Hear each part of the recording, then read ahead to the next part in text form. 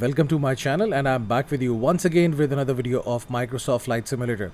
It's been a long time since I've made any video for the Airbus A320 Neo, which is the default plane for the Microsoft Flight Simulator. So for a very long time I've been thinking of making some videos for this plane because I've been experimenting a lot with the Phoenix Airbus A320 and the fly-by-wire Airbus A320 Neo. So I thought of making some videos for this plane because mostly the people are using the Airbus A320 Neo, especially the ones who are on Xbox, and they want to get the full experience of this plane.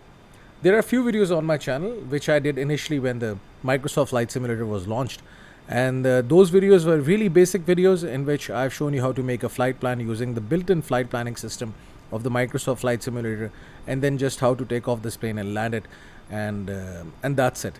But now I've started a series of videos for this plane. I'm not going to cramp all the information in one video because obviously it's very difficult to then cover all the topics, necessary topics in one video.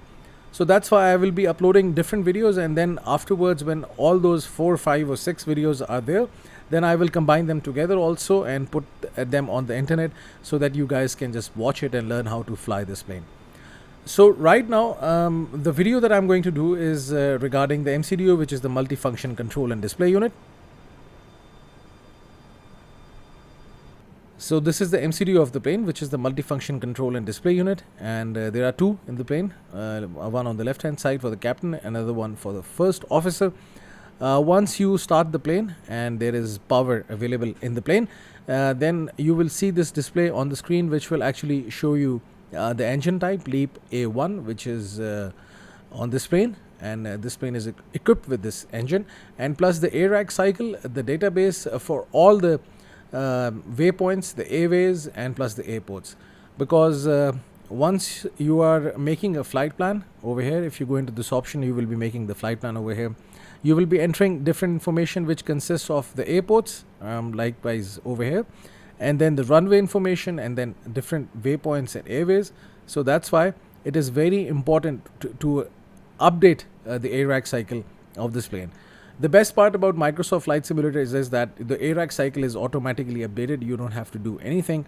But if you are flying X-Plane 11 or X-Plane 12, you have to have a Navigraph subscription with the help of which you can update the ARAC cycle. There are many videos on my YouTube which you can just go and watch, and you can see how to update the ARAC cycles for X-Plane 11 and X-Plane 12.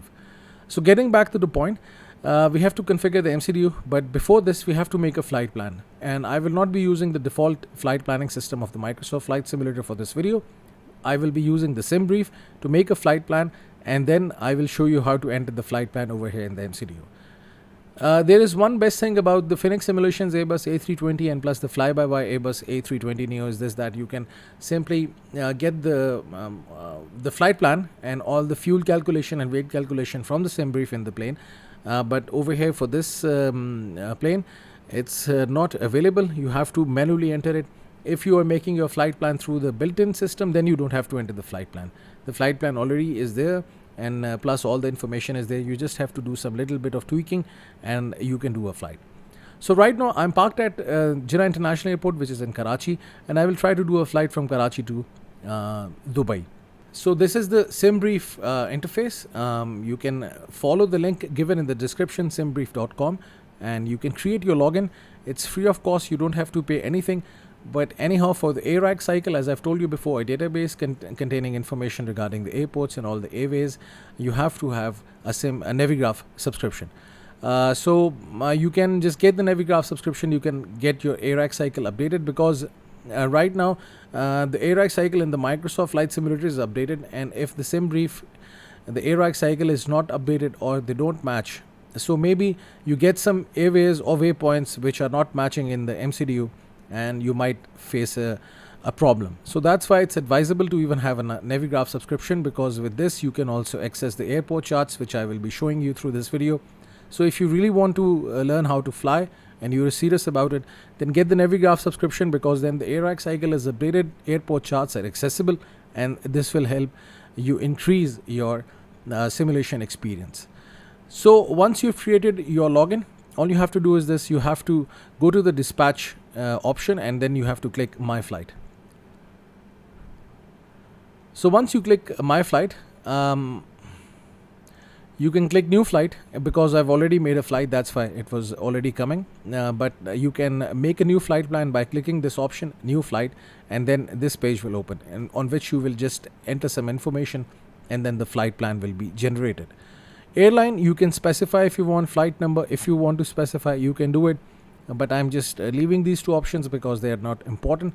So the departure airport you have to enter, that is OPKC, the ICAO code for the Jinnah International Airport in Karachi, and the arrival airport is OMDB, which is Dubai International Airport, and the alternate airport is coming as Abu Dhabi, which is OMAA. The date is October. The departure time is coming in Zulu. It's 3:40, and right now it's 6 o'clock. So there is a difference in the time, the actual time zone that you're in, and the Zulu time. You can adjust it. You can really ignore this option because it's not really going to impact the flight planning or anything else. Then the most important thing is this, that you have to select the airframe, and if you go over here, you will see different airframes ranging from a very wide variety, and over here you will see A320N, which is A320 251N. So this is for the Neo. You can select this option, and then you will see this window over here, in which you have to also give some information. The most important part is the cruise profile. Now, cruise profile actually consists of number from 0 to 100. It is actually the number which decides the fuel burning rate of the plane. If you use a smaller number, more fuel is burnt, and the plane will go at a higher speed. Because the plane is going at a higher speed, obviously more fuel is burnt. But if the number is a large number, then less fuel is burnt, but the plane will go at a slower speed. It's a very subjective number used by the airlines to save fuel, to put less pressure on the engines or stress on the engines during the flight. So there are many factors involved. So that's why it's not really an important number for the flight simulation, but you can use a smaller number. If you select the air type, airframe, you will always see a value with an asterisk on it. So it means it's a very good value. You can even select 10 or 15 or whatever you want. So you can select this number, and based on this, SimBrief interface will actually calculate the fuel burning rate, because the fuel consumed is taken by a calculation which involves the average rate of fuel burnt during the hour. So whatever the fuel is burned during the hour, so let's say if it's a 6-hour flight, then you multiply it by 6, and then you get the total fuel, and on top of it then you add some extra fuel and stuff like this.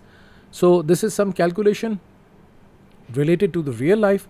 So you really don't have to worry about it. I always use the value with the asterisk. So if it's coming as 15, so I use the cost index of 15. Once I will be entering this information in the MCDU, I will show you how to enter it. So just remember, smaller the number, higher the speed, more fuel is burned. Larger the number, slower the speed, less fuel is burned. Always use 15 or 20, and that's it. The plane will go at a very good speed. Anyhow, any information over here, it's not necessary. Now, schedule flight time, you can select the time, and this is again a very not useful number. You can just ignore this, but the most important is the departure runway and the arrival runway. The departure runway for Karachi, I will use 25 left, but there are 4 runways. You can use any of them, whatever you want. So for this flight, I will be using 25 left to depart out of Karachi. And for the arrival runway, I'm using 12 left or 12 right. I use 12 right because it's got a very nice approach. I like flying this approach, and it's over the sea. So once I'll make the flight plan, you will be able to see it. Extra fuel, I'm not carrying any extra fuel, but if you want to change, you can change it. This is in kilograms, and that's it. The altitude you can specify, you can set it to auto, but because obviously the altitude also matters a lot in the calculation of the flight and to calculate the top of descent and top of climb. So that's why this information is required. For this flight plan, you can use 35,000 feet. What I do is this, I keep a very simple basic rule. If any flight is under 1 hour, I use 25,000 feet or 28,000 feet. Or if any flight is more than 1 hour, I use 35 or 38,000 feet. And that's it. It's very easy. Passengers, you can set whatever the number of passengers you want to carry. I select full. You can select full because right now you will see there will be a slight difference in the weight and fuel calculation in the sim brief and in the Microsoft Flight Simulator. So due to which you will find a difference. I will just show it to you. But anyhow, this information is good for the fuel calculation. For the freight, this is coming in tons, so you can carry the weight. And let's say if I select let's say 5 tons or 4 tons, you will see zero fuel weight. This is EFW. Just keep it auto. Dispatcher name and the captain name is there. This is me. And now over here you will see the flight plan. Now if you click AirRack options, you will see that I have the current AirRack cycle because I have a Navigraph subscription and my Navigraph account is connected to the SimBrief. So that's why it's picking up this information from here. So this is the most important part, as I told you before, that if you have got a Navigraph subscription, then your all the waypoints and the airways are updated and you get the latest information, and the flight planning is easy. So there are 1 or 2 important things which I want you to actually to note down and to keep this thing in your mind, because initially when I started making flight plans, I was very much confused between the SID, the star, and the airways and the waypoints. So it took me a lot of time to basically understand and to find out the SID and star and the airways and the waypoints. But over a period of time, after watching different videos and reading different material, I have been able to understand that after doing so many flights. It's now clear to me, which I really want everybody to understand in my videos. If you understand them, then it's very easy to make a flight plan. Because once I'll make this video, you'll go and you'll just replicate the same flight plan. It might work for you, but if you change the airport, you change the region, you go to Europe, you go to US, the flight planning is different, the way the flight plans are made, so you might get confused. So that's why if the basics are correct, you will be able to make the flight plan. So in a flight plan, there are three main parts. This is how I divide it. One is the SID. The first point is always the SID. The last point is the star, and everything in between is your flight plan. Although it's a complete flight plan, but flight plan means the flight path. So now what is a SID and what is a star? I will just tell you something about it. SID is actually standard instrument departure, this point, and this is star, which is standard terminal arrival. Once taking off from an airport or landing at an airport, you don't straight away just take off from an airport or straight away land at the airport. There is a certain procedure that you have to follow. The SID and the star have actually the information which allows the plane to fly from an airport or to land at an airport. It's basically a set of certain procedures which are there. So first of all, I'll just talk about the star, the standard terminal arrival. So if you look at this view over here in the sim brief, once you make your flight plan, you can see that there is a certain path that's given. And once the plane is coming from, I'll show you this point, imped. After imped, you will see the points like DB520, DB518, and it's a certain path. The plane will turn left. This is the runway. It will just go from here, and then it will come straight away to the runway. So this is actually a procedure which is actually followed by the planes to land at an airport. So once you select a star, it will always correspond to the last waypoint. So imped is a waypoint, and after imped there can be MP3E or 3A or whatever. There can be multiple stars for a single waypoint, which has the procedure to land at an airport. Once I will show you the airport charts, it will be clear to you. So it's a certain set of standards and procedures. So at every point, after the main waypoint, that's imped, every point has actually an altitude and a speed that you should be at in order to land at an airport. So as I told you before, it's like a procedure. And similarly, once you are flying out of an airport, there is a certain procedure to fly out of an airport. So you simply don't take off. Let's say if I show you the runway, you could have taken off directly from here, and you could have taken a straight line to Dubai. You can do that. But in the real life, there is a star. So star is actually a procedure. So first of all, the plane will take off. It will go to Viruk, and then to Lilap, and then to Melem, and then it will continue its journey. So that's the basic about the star and the SID. Once in the plane configuring the MCDU, I will also show you the airport charts, and I will tell you how to read the SID and star from the airport charts. Now coming to the path of the flight, which is here in the middle, it consists of two things. One is a waypoint, another one is an airway. How to differentiate between an airway and a waypoint? It's very simple. A waypoint consists of only alphabetical values. Malum, Tapdo, or Pasov, or Mevec, or Imped. So these are all waypoints. Anything coming as alphanumeric value is an airway, P574. So if you go and you click this option airway, you will see different airways over here in this diagram. As you can see now, there are so many lines coming in. Every line is an airway. So right now you can see that these 2 points are not connected through an airway. Although we could have gone up to, we could have used this airway. Let's say if I give you an example, J215 to this point to Parrot, and then we could have taken another airway, which is A454 to Tabdo.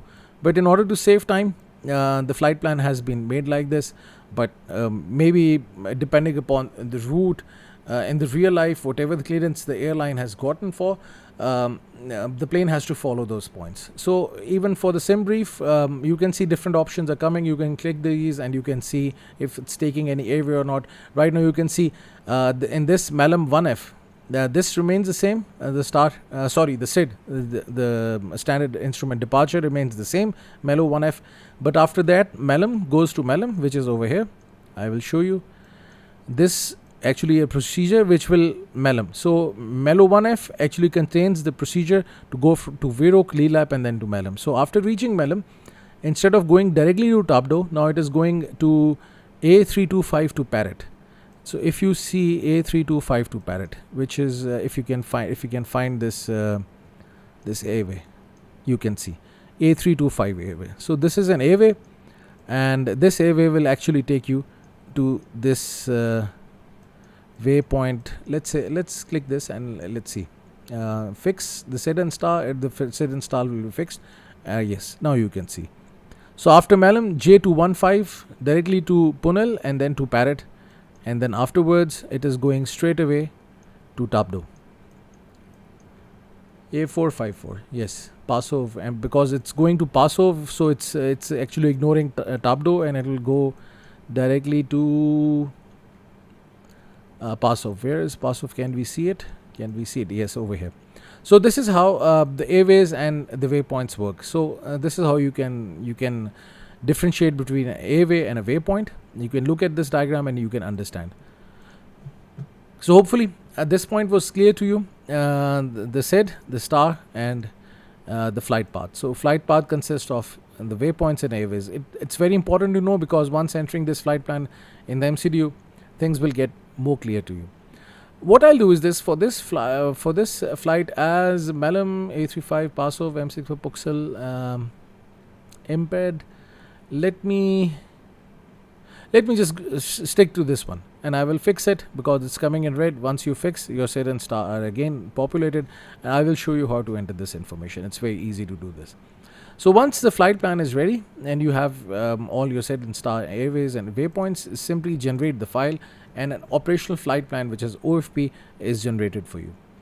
It's very easy to understand the OFP. I'll tell you why I'm saying this thing, because the sim brief has an option of telling you and guiding you how to read the operational flight plan. This is the operational flight plan, and it's a very, very long flight plan. You don't have to go through all of it. But in order to understand that what different things mean, you simply click this option. A new page will open, and on this page, it's actually a kind of a guide for you to understand what these points mean. So let's say if you click over here, you will see, the ATC call sign, what is this, the cruise index, the ground distance, the air distance. So you get a description with all this. So if you're confused, if you really want to understand all the operational flight plan, you can select this option, and then you can see what different options mean over here in the operational flight plan. Now coming back to the operational flight plan, there are so many things you can learn from it. Although this video is not about understanding the operational flight plan, maybe I make another video in which I can tell you. But over here you can see some information regarding the fuel, this is the most important information that you have to consider, the fuel information. And plus for this video we will be using this route information over here. So this is the two these are the two sections which we will be referring to for the flight plan, and the rest, the flight plan will automatically be made by the MCDU. So let's go over there in the plane and let's see how to populate this information in the MCDU. So here I am, and first of all we have to enter the departure airport and the arrival airport. The departure is OPKC, so enter OPKC and then /OMDB. This is the format to enter this information, and once you have entered this information,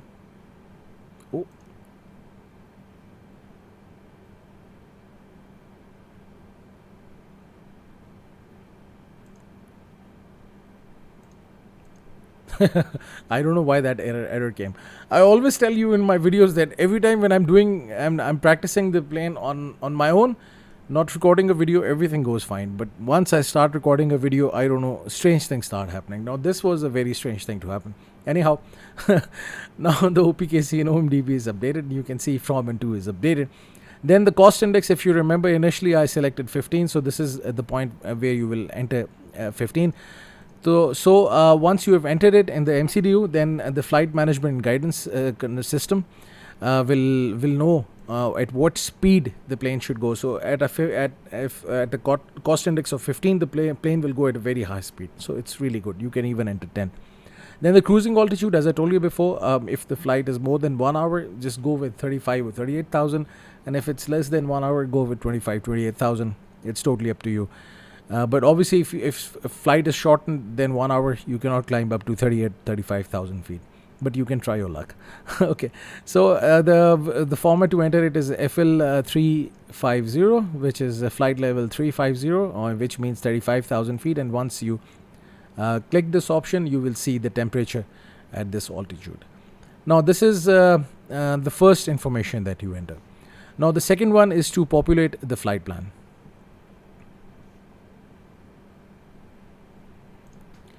Okay, now the flight plan is here, and I will start entering this information from the sim brief. And first of all, we have to start from the departure, and then the rest of the route, and then the arrival. So for the departure, click departure, and over here you will see different runways. I've selected 25 left for the departure, and if you go back in the sim brief, you will see OPKC 25 left. So let's select 25 left. And now it will ask you for the SIDS, which is the departure, which is a procedure to depart out of an airport. So what was our SID? Let's get it from here, Mellow 1F. So the first point is Mellow 1F, which will actually take us to Mellow. So I will select Mellow 1F. That's it. Transitions, no.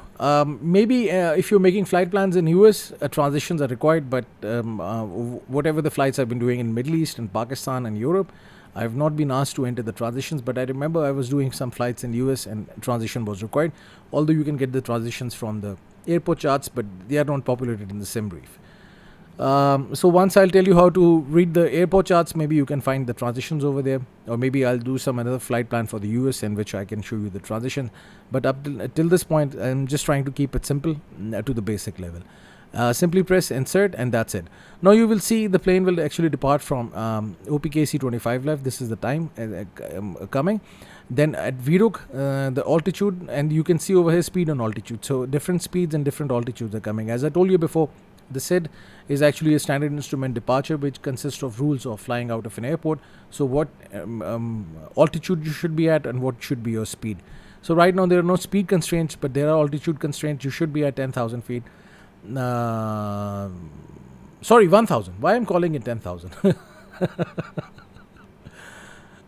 Sorry, I'm really sorry for this. Okay, and LELAP at 5,500. I think I have to change my glasses. I spend the whole day in my office, and over there I'm talking about millions. Yesterday, I remember I was talking in millions, and I told somebody my salary. I think I was talking to HR in millions, and that guy also had a big laugh. Anyhow, so at Melum there is no altitude coming.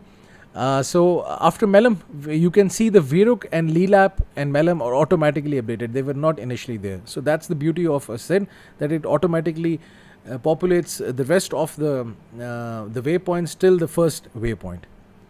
Now the first waypoint over here is Melum. So you are there. The Melum is already there. Then the next is Tabdo. So you can see DCT is coming. It means direct. So no airway is required. You simply go straight away to Tabdo. So let's enter Tabdo. Type it over here. And then click Melum. So it will be inserted after Melum. And you can see the airway now is automatically picked up by the MCDU. That's the beauty of the air ride cycle, because it's updated. It knows which airway to actually take to this waypoint. And then you can insert temporary. So this is one way of entering this information, that you type in the waypoint name and you simply click the last waypoint in your flight plan, and then it's populated. Another way of doing it, I'll show you. Now it's from Tabdo, it's direct to Pasov. So instead of typing it over there, you can also, next waypoint you can enter it over here, or you can go to airways. So if there is an airway, you can enter the airway over here and then the waypoint, and then you can also enter this information. Next waypoint is, what is the next? Pasov. So if I try entering it over here, let's see if it works. PASOV. And press insert. So after Tabdo, you can see Pasov is coming. So you can even enter it over here or there, wherever you want, you can do it. Okay, now direct to MIVEC. Again, I will use the simple technique. No need to change the pages. Simply MIVEK and press Pasov, and it will be inserted after Pasov. That's it. Tabdo, Pasov, MIVEC, and that's it. Now the last one has an airway P574 imped. So you can directly enter imped. No need to enter the airway, or you can also enter this information. Let's see how to do this. So P574 imped. So if I click MIVEC and I click, so it is P574.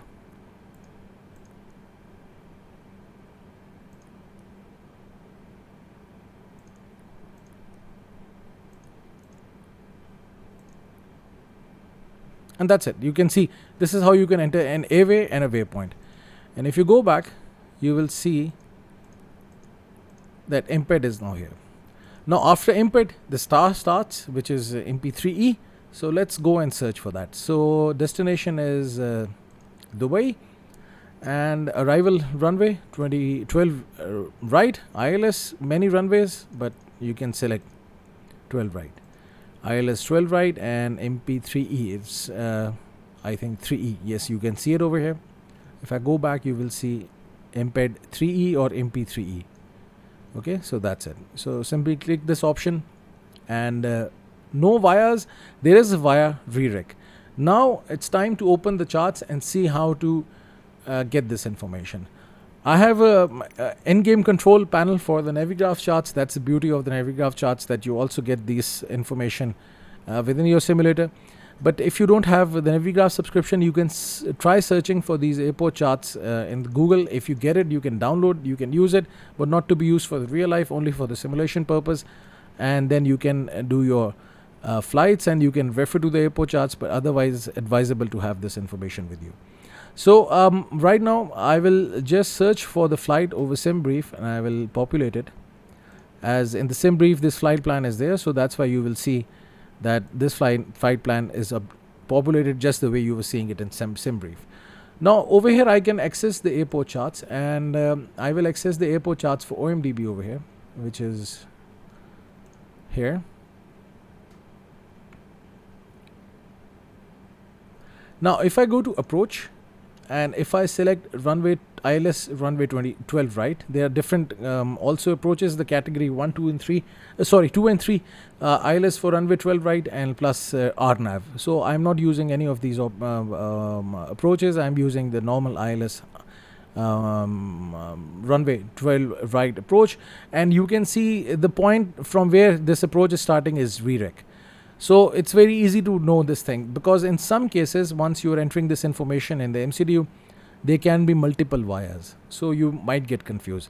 So always refer to the airport charts and see from where this approach is starting. The starting point of an approach is always your via. So as you can see, REREC is written, so no need to get worried. You can enter REREC, or you can also go with no vias, but remember, if you select no vias, then there will be no constraints during the approach, and you will not know when to descend and to what point you should, what altitude you should be at, different waypoints, and what should be your speed and stuff like this. So that's why it's always advisable to have complete waypoints and a proper set and a star in order for your plane to follow all the rules, all the procedures for all the altitude and speed during the descent and during the climb. So I will select REREC, and that's it. I will insert temporary, and now you will see that imped, and then afterward imped. Now you can see DB520. This all procedures coming with different speeds. Let's say DB423. If I show you, let's go with the star. If I click this option, I will be also able to see the star. I think this is the one. It was 3E. Now if you look at this chart, you will be able to see, if I just increase the size of this window, you will be able to see this complete chart. So after imped, all this information is coming. So this is how it is there in this chart. So after imped, you can either go towards the left using 3E, imped 3E, go towards left, and you can take this path, or you can go towards right, which is imped 3B. So if I had selected imped 3B, the plane would have gone like this. It would have come from imped, gone straight to this point, and then at REREC. So REREC is a point at which these two approaches are converging. So imped 3B or 3B, they're converging at this point. That's why it's a via. And you can see for every point, there is a certain constraint given. So over here, let's say it's given as 210 knots. The maximum altitude should be 6,000 and minimum should be 4,000. So the plane should be between this range. Because if you are above this range, then it's a dangerous thing for you. It's very difficult to then descend down to the given altitude to land the plane. So that's why it's very important to follow these constraints. But thanks to the manage mode in the Airbus, during the flight, during the autopilot actually follows all these constraints, and everything is followed properly. Once I will do that video, it will be clear in that video. So you can see that all the information is here. DB414, you can see all this information till this point is now updated. And finally you have a runway 12 right, and if I go here, runway 12 right, you can see that this information is here. So everything related to ILS is coming over here. Now I will close this window. So this was now initialization and flight plan and initialization done. Now I'm coming to the initialization B page. So click the initialization page and go to the next page. Now you have a zero fuel weight and zero fuel weight center of gravity and the block fuel. This is what you have to get. So let's open this window. In the Phoenix Airbus A320 and for the flyby Airbus 320 Neo, you can get this information from SimBrief, whatever you've entered over there. But over here for this plane, the Airbus A320 Neo, you have to get all of this information from this window. It's very easy to do it. All you have to do is adjust the fuel, adjust the weight, and everything will be automatically populated in the MCDU. So first of all, let's see how much fuel we should take. Before telling you this thing, I must tell you one thing, that you are flying in Flight Simulator. You are not paying for the fuel from your pocket, so you really don't have to worry about that. But just make sure you have enough fuel for the flight. So for this flight, the fuel required is 6,990, which is roughly 7,000 or 7 tons of fuel. So let's go over here and set the fuel. You can see over here on this line, it's fuel / maximum allowable fuel. So maximum fuel that you can carry is 21,000, but right now it's 10,000. I can move this slider, and remember to change this option, okay, to kgs and to pounds. Okay, just remember to do this because the fuel over here it's coming in kgs, the units is coming in kgs. So set it to kgs and then move the slider and just keep it at 7,000. 7,020, it's good. So the fuel is as per the information given over here. Now if I try to take the weight as per the flight plan, let's say I'll tell you one thing. Total maximum takeoff weight. Maximum takeoff weight is what is basically the weight adding the fuel and everything. So the takeoff weight over here is coming as, if you look at the takeoff weight and the estimated takeoff weight, the zero fuel weight, the weight of the fuel, sorry, the weight of the fuel, the weight of the plane with zero fuel. So it means the weight of the plane plus the passengers plus the cargo, but minus the fuel. So this is the zero fuel weight. And the takeoff weight is obviously including the total weight, the zero fuel weight plus the fuel, and landing weight is the fuel, the total weight during the takeoff less the fuel burned during the flight. So this is the landing weight. So over here the estimated weight is coming as 71 tons. And right now if I take it to 71, because this 64,000 is actually the total weight of the plane including the fuel, so I cannot go more than 65, I think more than 63, because then the center of gravity gets out. So I cannot do this. I don't, there's some difference in the way SimBrief is calculating the weight and fuel and everything, and the way it's done over here. So nothing to be really worried about. You don't have to carry, you're not earning anything from this flight. You're just doing it for fun. So you can just move the slider till the point where the CG out of limit disappears, and then that you can keep it over there. So now you can see that the fuel is set to 7,000. This was the most important thing, because if you have less fuel, obviously your plane will shut down during the flight and you'll have a problem. And if you have more fuel, it's up to you. You can fly it. You're not paying from your pocket. And plus you can adjust the weight, and that's it. Now you can see the zero fuel weight, and the zero fuel weight center of gravity is also coming. The block fuel is set to 7 tons. And as you can see it over here in the upper ECAM, the 7020 kg is coming. And you can also see how much fuel is there in the outer tanks and the center tanks. And that's it. So the gross weight is coming 64,132. Is it equal to the weight coming over here? 64,132. So the gross weight is this, and less fuel burnt. I think it's 4 tons during the flight. So it will be, if you go here, you will see the fuel burnt estimated is 4 tons. And alternate airport 1 ton extra, 1,000 kgs, and final reserves is 983, which is the extra fuel the plane is carrying. And for taxi it's 230 kgs. So this is how it sums up to 6,990. So once this information is here in the initialization B page, all you have to do is just go to performance and just populate this page, and then everything is done. So for the flaps and for the THS, which is basically the pitch for the trim. Okay, now this is something very tricky. So the flaps, it always takes off with the flap 1. So simply enter 1 and click this option over here, and then click V1, VR and V2, and that's it. Your MCDU is not programmed. You can fly the plane and it will follow the flight plan. There's one more thing I would also like to tell you, but before I end this page, I will go to to another one. V1 is actually your different speeds, VR and V2. What is V1 speed? V1 is actually a speed before which you can still stop. So if you, during the takeoff, so up till 140 knots, if you find anything problematic in the plane, you want to abort the takeoff, you can abort. But after 148 knots, you have to take off. And the speed at which you should take off is VR, which is rotate. The speed at which you rotate, it's 155 knots. And once you have taken off the plane from the runway, then V2 is the speed at which the plane can fly with a single engine. So that's 159 knots. So these are the 3 speeds that the plane tries to achieve during the takeoff, and they are very clearly visible on the primary flight display during the takeoff, which is over here. So as you can see, 148 is coming, which is V1, and then afterwards there is 159 coming, which is your V2. So this is the story about V1 and V2. There is one thing which I forgot to tell you, which is very important to understand, is looking at your flight plan in the navigation display. So this is your navigation display. You can increase the brightness. I think it's full bright.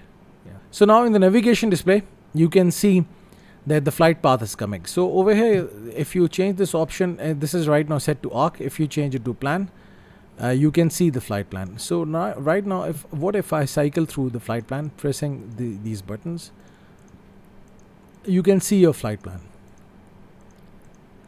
and you can see it is as per the information giving in the airport charts, whatever I was showing you over there. So the same diagram is there, and then you can see whether your flight plan is good or not. So this is Karachi. You can also increase and decrease the zoom level by moving this knob. This is now 40 nautical miles, so something between under 40 nautical miles is visible, and so somehow you can also increase the range. So right now you can just cycle through the flight plan and you can see whether your plane will be following the flight plan or not. So the good zoom is, I think it's 20 is good, and then let's do it. Let me just show you once again. So if you look at it, all the waypoints are coming, and Vero, Claylap, Melum, and you can just cycle through it and you can see that the plane will actually follow the flight path once you are airborne. And there is no issue, there is no flight plan discontinuity, although there is another video on my channel in which I've shown you how to fix the flight discontinuity in the Airbus A320. So if you've made a flight plan and there is a discontinuity coming, you can just search over it over the YouTube, and you can find my video in which I've shown you how to fix the flight discontinuity in the flight plan. So this was a very short video. I just wanted to do it for you, not the complete flight tutorial, because I think that if I break my videos into different parts, is easy for everybody to understand rather than just going for all the information in one video, because it's even tiring for me to record everything with my busy schedule. With this, if you've got any questions, do ask me in the comment section. I will be more than happy to respond to your questions. But if there is a delay, kindly excuse me for that, because I've got a busy schedule. At times I'm able to give answer to your questions, but at times I'm unable to do it. So kindly excuse me for that. If you want to add anything to this video, the comment section is there for you. Your feedback most welcome. With this, I would just like to end my video. Thank you very much for staying with me. Have a nice day. Hope to see you soon.